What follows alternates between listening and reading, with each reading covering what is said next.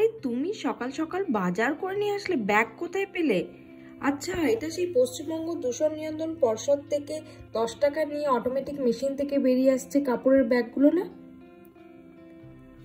মাংসও বাজার করেছো? বাহ, একদম সকাল সকাল কচি পাঠা নিয়ে চলে এসেছো। বেশ ভালো, বাজার করতে তাহলে শিখে গেল মনে হচ্ছে।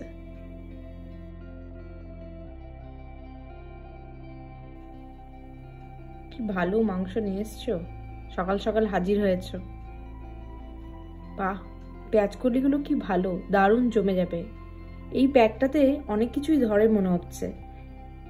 একদিকে ভালো, প্লাস্টিক ক্যারি ব্যাগগুলো বর্জন করা হবে এই চক্করে।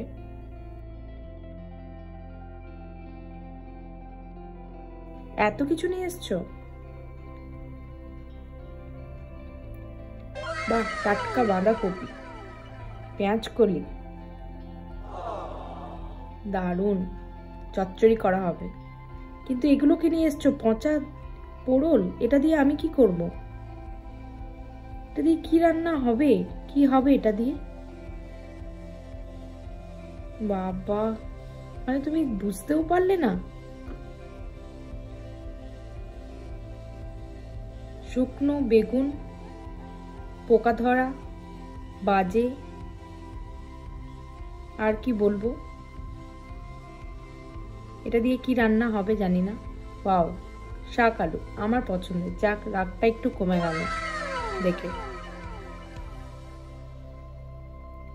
কচু, আমার কচু খেতে বেশ ভালো লাগে।